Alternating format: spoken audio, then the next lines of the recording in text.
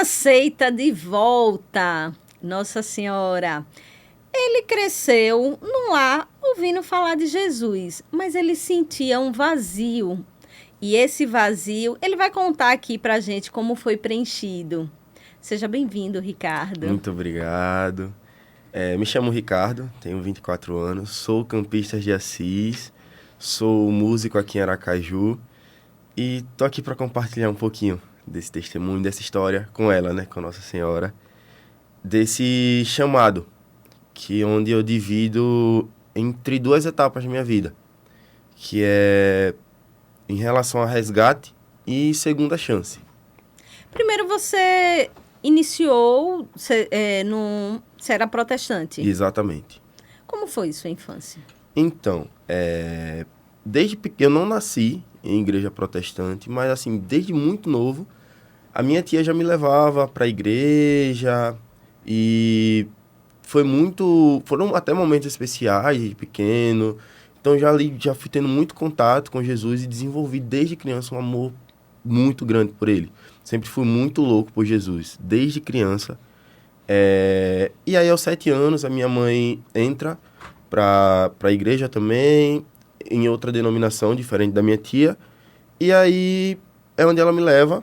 E aí, dos meus 7 aos 17, foi, assim, toda semana, de dentro mesmo da igreja. Minha mãe era diretora, então eu fiquei responsável por alguns setores ali, ajudava bastante ela nas impressões, indo abrir igreja, mexendo no som. Você servia da forma como Jesus ia lhe chamando, você ia servindo. Exatamente. Então, dos meus 7 aos 17, eu estava ali o tempo todo a serviço, junto da minha mãe. Mas eu acabei saindo dessa igreja quando eu completei mais ou menos 18, 19 anos mais ou menos. E fui para a igreja da minha tia, por ser uma igreja que eu sempre admirei por conta da quantidade de que também era uma outra igreja evangélica. Isso, evangélica, exatamente. E aí eu sempre admirei porque tinha muito jovem e tal, a questão de música. Eu sempre fui muito louco por música. Com 14 anos de idade, eu ganhei meu primeiro violão. E aí eu comecei a tocar, tocava ali na escola. E fui desenvolvendo, fui estudando. E aos 17, assim, saindo de lá, o esposo da minha tia, ele tinha uma banda, então ele me levava para ajudar, né? Eu fazia ali um serviço de road, e aí eu ajudava a montar os equipamentos e tal, e sempre já querendo muito aquilo. Eu sempre tive um sonho muito ativo dentro de mim, muito vivo dentro de mim, de ser músico. Assim, uma paixão absurda, e sempre tive uma vida muito voltada para isso. Então, aos 17, começo ali. E aí é onde tem essa questão da troca. Quando eu troco de igreja, rapidamente eu até toco no Ministério de Louvor, lá entro, viro membro e tal. Mas aí me começa um vazio muito grande, sabe? Uma carga muito grande de inúmeros fatores e um vazio, algo que Você não... estava vivendo a fé, mas sentia que estava faltando alguma coisa. Então eu comecei a buscar, né, no mundo. Eu comecei a buscar preencher isso no mundo. No mundo você fala nas farras, nas festas, com bebida. Exatamente. Então eu comecei a tocar, né? Então foi quando eu já estava começando a querer tocar. Então já estava tendo algumas propostas de algumas bandinhas ali da região e tal. E aí eu acabei, mesmo ainda na igreja, acabei indo para uma festa. Me senti muito mal por ter ido para uma festa, por ter bebido e tal. E aí conversei com uma pessoa de lá que eu admirava bastante, né? Pessoa que eu admirava, ter conhecimento e tal. E aí falei sobre isso e falei sobre o meu desejo de tocar, se aquilo era certo, se aquilo era errado. Porque sempre tinha muito essa questão do músico da igreja, ele não poder tocar no mundo. Aí eu, caramba, mas é um trabalho, e aí como é que... Fui buscar entender. Porque ao mesmo tempo que você ama tocar na igreja, você queria servir, mas você precisava ganhar o seu dinheiro. Então, muitas vezes, você só conseguia em bares, em festas particulares. Sim. E aí foi quando eu conversei, essa pessoa me deu uma resposta um pouco desagradável. né, essa pessoa me informou que aconteceria comigo o que acontece com alguns músicos que saem da igreja.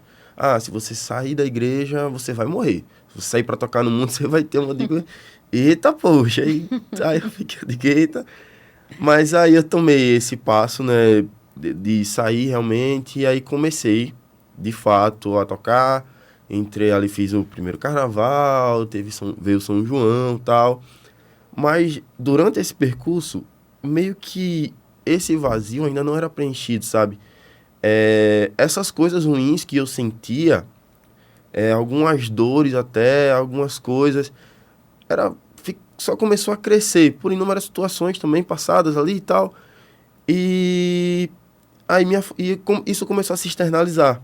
Eu comecei a questão da ansiedade e comecei a ter alguns picos depressivos. E aí minha família começou a se assustar e meus amigos começaram a se assustar muito também, e todo mundo conversando muito comigo. E eu sempre meio tentando lutar ali e tal. Teve a primeira queda, onde minha mãe, eu acordo com minha mãe chorando comigo na cama, eu dei uma exagerada em algumas medicações, a primeira vez, e aí, onde todo mundo ficou mais assustado ainda. Propositalmente, você ingeriu alguns medicamentos, Exatamente, exatamente. E aí, an- tentando se livrar daquela dor, daquela exatamente, agonia, aquela exatamente, depressão que você tinha, então exatamente, você tentou contra a sua própria vida. exatamente, Você tinha exatamente, essa consciência. exatamente, exatamente. Mas antes de sair da igreja, protestante mesmo, e começa a minha história com a Igreja Católica. Que minha história com a Igreja Católica ela vai muito alinhada com a minha história com Nossa Senhora. Por quê? Me chamaram para fazer um cachê em uma missa particular, de um pessoal lá da minha cidade. Eu digo, beleza, eu vou. E quando eu toquei nessa missa, aquilo me chamou muita atenção. Porque tinha todo um cronogramazinho a ser seguido. Eu vi o respeito das pessoas, levantava, sentava, baixava a cabeça, tinha todo de caramba, que negócio bonito. E aquilo me chamou muita atenção. E eu fiquei com isso aí preso na mente. Após isso, sempre muito envolvido com música, eu tocava nas bandas lá da cidade, assim, marciais, fanfarras. E aí a gente tem uma procissão muito famosa, a de Nossa Senhora da Conceição, onde a gente tocou, tal, tava tocando nesse dia, percussão. A gente fez o cortejo durante a cidade e no final teve um momento de adoração, cura e libertação, onde o padre estava com o Santíssimo, passeando, Qual a cidade? Riachuelo, Riachuelo. passeando nas Fazendo pessoas o ali, translado exatamente, e... exatamente. E aí eu comecei a olhar, de que negócio é aquele ali, velho, redondo ali, o padre segurando. Só que eu comecei a me arrepiar, muito mesmo. Meu olho começou a dar uma lacrimejada e eu comecei a repetir para mim mesmo, meu pai está ali, meu pai está ali. E eu tenho um amigo meu chamado João, eu cheguei, que a gente é muito íntimo, assim, a gente conversa muito com ele, eu disse, João, Jesus, velho, eu tô começando a dizer ele, mas pô, é isso mesmo, ele falava bem assim. Eu digo, que massa, velho. Aí já fiquei com isso na mente. Porque tinha sido o primeiro contato que você estava tendo com o Exatamente. Santíssimo. Você nunca tinha Foi o visto o primeiro Santíssimo contato. Nunca exposto. tinha visto na minha vida. Nunca. Nunca mesmo. E aí Aí depois disso, me chamaram para tocar no ano seguinte, na procissão do ano seguinte, só que com o ministério da igreja. Eu já não estava mais na igreja protestante, eu estava tocando nas bandas ali da região e tal, e me chamaram para tocar lá. Eu disse, beleza, eu vou. Mas vai ter aquele negócio lá que o padre colocou. O negócio que você se refere, o Exatamente. Vai ter acessório aquele de negócio. Jesus ali Exatamente. Eu exposto. falei, vai ter É porque aquele negócio naquela lá. época você ainda não Eu não sabia sabia o de que nada. era e você tratava como um Exatamente, negócio. não sabia de nada. E aí eu perguntei. E aí, vai ter sim, Ricardo. Só que as pessoas acho que já estão acostumadas, já Dava tratam risada, achava exatamente, né? Mas eu engraçada, digo, né? velho, é massa demais. E aí teve, e eu tocando ali, e aí eu, sabe, conversei com Jesus ali e tal, porque eu comecei a entender que de alguma forma aquilo ali era Jesus, velho. Aquilo ali, de alguma forma, era Jesus. Então, eu novamente começo a, depois ter esses picos de tristezas, algumas crises de ansiedade. E aí o meu primo fala, você vai fazer o acampamento. E aí eu, Acampamento? Porque meu primo, assim, é uma referência de vida pra mim. É meu primo Diogo. Assim, é como se a gente fosse pai e filho. Não existe Ricardo sem Diogo. O acampamento que você se refere é o acampamento dos Campistas de campistas de Assis, Assis. exatamente. Sei. Eu sou da Tribo Salvação. Nesse botão aqui tá meus amados irmãos da Tribo Salvação. Tenho cada um no meu coração, porque foi um momento de divisor de águas na minha vida. E meu primo falou, você vai fazer o acampamento. Ele que me escreveu, ele que me mandou. E aí eu toquei novamente em minha cidade em um evento católico, antes do acampamento, chamado Cristo Elo, onde a gente faz um arrastão no trio elétrico ali, animando os jovens e tal. E no final eu cheguei para a mãe de um amigo meu, e que tem papel fundamental na minha história com Nossa Senhora, que é Cora. Um abraço para ela e que tem um grande testemunho também, ela. A gente tava ali conversando e eu disse, Cora, eu vou fazer um acampamento da Igreja Católica.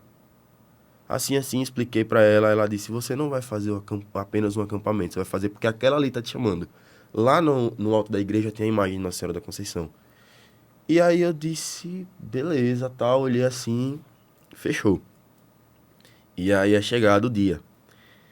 Eu chego lá, digo, meu Deus, o que é que eu tô fazendo aqui e tal. Mas beleza, continua. Primeiro dia, muito forte. Segundo dia, muito forte.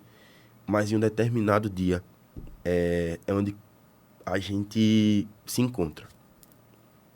É onde Nossa Senhora chega pra mim, no meu ouvido, ela me abraça e me fala, meu filho, eu te gerei em meu coração. Você nunca esteve sozinho. Eu sempre estive ao seu lado e eu só sabia chorar. Eu só sabia chorar e eu digo, meu Deus do céu, o que é isso aqui e tal. E aí começa o destravamento e o resgate dela comigo. Porque eu não vi a saída mais, sabe? Caramba, acho que eu vou me entregar pra isso aqui mesmo, que eu acho que é isso aqui que eu sempre vou sentir. Quando eu fiz o acampamento, além disso, eu tava muito turbulento, assim, tava muito triste, eu tava afastado dos meus amigos. Eu tava em um momento muito, muito, muito triste mesmo. Então, ela foi crucial ao chegar até mim. O acampamento foi logo depois do momento que você tentou o suicídio? Exatamente, foi coisa de 4 meses, assim, Então você ainda três, estava num 4 meses, processo de estava em um processo. recuperação e Exatamente, tava com minha psicóloga, Amanda, tava ali lutando contra tudo isso aí. Que a Amanda também tem papel fundamental na minha vida e tal. E aí eu estava lá e aí Nossa Senhora falou isso pra mim. E eu digo, caramba, velho. Comecei a tentar entender quem era Nossa Senhora. E a minha líder, Lauana, eu pedia para ela me ensinar como é que rezava o texto, ela mandou até PDF para mim, para ir cada vez mais me aproximando, porque ali eu comecei a entender que realmente existia. Então, todo aquela coisa que foi me ensinado, eu sempre fui muito ensinado a respeitar as outras religiões, desde pequeno, sim. e sempre fui ensinado que Nossa Senhora, que Maria era mãe, né, de Jesus. O único papel dela foi esse, foi ter Jesus e pronto, mas que deveria ter respeito, que realmente ela não foi uma mulher comum, mas que ela não intercedia por ninguém, que o único papel dela foi esse. E aí eu meio que chego no acampamento e tudo isso é quebrado, depois desse momento. Porque eu disse, véi, não é possível que, sabe, que tudo isso aconteceu comigo e que eu ainda tô aqui de pé, ainda mesmo rastejando, lutando, eu ainda tô aqui de pé com força para continuar lutando. E aí teve o primeiro acampamento, ou teve o meu acampamento, após isso comecei a me aproximar dela, tal, cada vez mais e tal, e vai. E teve as reuniões pós-acampamento, comecei a tocar, a servir, né? Pós-reuniões, servir no acampa dentro, servir no acampamento sênior. E cada vez mais ali me aproximando dela. Mas infelizmente acabei tendo uma recaída. No meu aniversário eu decidi rezar um terço, porque o álcool ainda era um pouco presente na minha vida e eu via isso como um grande problema.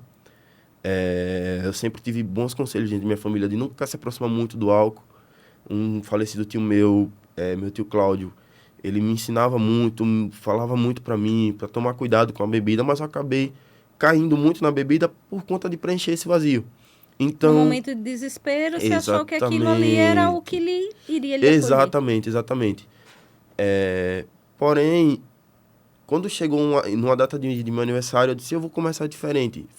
Lembro que era madrugada, e aí eu rezei o terço. E aí, mais uma experiência eu tive com Nossa Senhora. Quando eu cheguei no Salve Rainha, sozinho no meu quarto, tudo escuro, eu senti um arrepio tão grande, como se algo me cobrisse, sabe? Um abraço. Era alguma coisa muito forte que eu senti ali naquele momento. E eu disse, é ela. Todo momento eu disse, é ela. Eu lembro do mesmo momento que eu vi Jesus pela primeira vez, no Santíssimo. É bem parecido ao arrepio, sabe? A mesma sensação, praticamente. Eu disse, é ela. E durante esse processo, desse 1 ano sem encostar numa gota de álcool, eu, infelizmente, acabei tendo uma recaída bem próximo de um acampamento, inclusive, que eu ia servir. Eu tava em casa, minha mãe me ligou, ela tava lá no interior, tava aqui em Aracaju, eu já mostrei um pouco de inquietação durante a ligação, desci para pegar o ônibus para ir para a faculdade. E quando eu estava lá, minha mãe ligou novamente, eu disse, mãe, tô com uma dor de cabeça e tal. E vou subir para tomar uma medicação. Eu subi.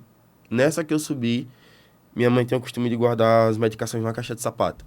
E aí, eu abri a caixa de sapato, era para pegar um dipirona, eu simplesmente caí novamente. Tomei todas as medicações que tinham ali dentro daquela caixa. Sim, de tudo que tinha ali dentro, eu acabei ingerindo. Dali eu só lembro de flashes. Eu acabei caindo lá na sala, né, de casa, e meu pai rapidamente sentiu lá do interior, minha mãe ligou, todo mundo começou a ligar para mim, eu não comecei a atender, minha mãe começou a perceber que tinha alguma coisa de errado, meu pai veio do interior, correndo, me encontra no apartamento no chão, e aí me pegam, me levam para o hospital. Eu lembro, eu ainda estava um pouco. Quando meu pai me levanta, eu acordo meio atordoado ali e tal, já passando muito mal, e eu só lembro dos reflexos. Mas eu lembro de ter pedido para o meu pai pegar minha mochila, porque eu sabia que minha mochila tava esse texto aqui, meu texto roxinho, tão amado da minha tribo. E aí eu disse: pega, pai, minha mochila, e aí eu apago novamente. Me levam para o hospital, tem todo o procedimento hospitalar, né? E aí, quando eu começo a voltar pra mim, eu pego esse texto e digo, caramba, mais uma vez isso aconteceu. E, poxa, durante todo esse período que eu fiz esse voto com Nossa Senhora, não foi nenhuma promessa, foi um voto que eu fiz com ela. Ela segurar a minha mão e a gente vencer isso juntos. E aí foi quando eu vou voltando pra mim, eu pego esse texto, seguro na mão, informo a minha tribo o que tinha acontecido, peço oração a eles. E depois eu entendo, caramba, ela me deu uma segunda chance. É onde eu entro nessa segunda chance. Porque é inexplicável. O que aconteceu comigo, a médica fala, não sei como. Falou pra mim, não sei como seu filho não teve uma overdose, não sei, sabe, como não aconteceu o pior. Que Nossa Senhora lhe protegeu. Exatamente. Porque como você anda com Deus, com Nossa Senhora, não é que você não vai cair em tentação. Você pode até cair em tentação, Sim. mas ela vai lhe proteger de um mal maior. Exatamente. E foi isso. Exatamente. E aí eu me apego mais a ela. Eu me aproximo mais de Jesus. E todas as pessoas que eu conto isso, e todas as pessoas que, quando eu conto essa história, eu digo, Nossa Senhora sempre esteve comigo desde quando eu era criança. Porque eu entendi essa minha loucura pelo filho dela. Foi sempre ela que esteve do meu lado, segurando a minha mão, me levando mais para próximo dele. E hoje eu sirvo nas paróquias, onde me chamam. Nas quintas-feiras a gente tem a noite de cura e libertação lá na paróquia São Francisco, Padre Flávio, que também é campista, nosso amado Padre Flávio. E sempre que eu canto, eu peço que Jesus esteja agindo através de mim. Porque eu sei que ela sempre está ali, segurando a minha mão e me levando mais para próximo do filho dela. E peço que ela sempre faça isso com aquelas pessoas que estão ali. Que muita gente, eu sei que tem muitas dores parecidas, iguais que eu tive. Muita gente sofrendo, infelizmente, nessa vida. Mas eu digo para essas pessoas que não existe nada que não tenha solução.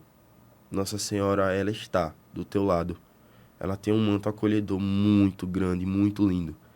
E a oração é a exatamente, chave para chegar no exatamente. coração de Deus. E ela está apontando. Eu lembro que em um acampamento, ela esteve presente. E ela apontava para o Santíssimo. E eu digo, caramba, mais uma vez ela confirmando. Eu vi uma pessoa desesperada e eu via ela segurando a pessoa e apontando para o Santíssimo. Então, é esse o papel, é levar a gente mais próximo do filho dela. Esse é o papel dela. Cada vez que me vem algum sentimento de tristeza, ou que eu vejo alguma pessoa sentindo alguma coisa, eu digo, ó, tem uma pessoa do seu lado, te apontando para a solução. E é esse o papel que eu vejo na Senhora, nos levando sempre para próximo de Cristo, que é a solução de tudo. E é exatamente isso. Tem uma música chamada Me Aceita de Volta, que da Cola de Deus, que eu sempre, quando conto, eu sempre canto essa música. E você que está em casa, eu aconselho você a escutá-la. E dizer que o manto de Nossa Senhora sempre esteve te protegendo. E que ela está aí, segurando mais uma vez a sua mão e te levando para próximo do filho dela. É isso aí, Ricardo. Muito obrigada pela sua participação. Seu testemunho aqui com certeza vai ajudar muitas pessoas. Amém. Tem algum campista aí? Tem alguém que conhece Ricardo ou que acha que deve levar alguém para o acampamento dos campistas? Alguém que é devoto de Nossa Senhora? Então curte esse vídeo, compartilha, manda para um amigo. Se aquele seu amigo está num momento difícil, mostra ele para Nossa Senhora, encaminha ele para Deus, que tudo se resolve. Amém. Aguardo você no próximo programa. Até lá!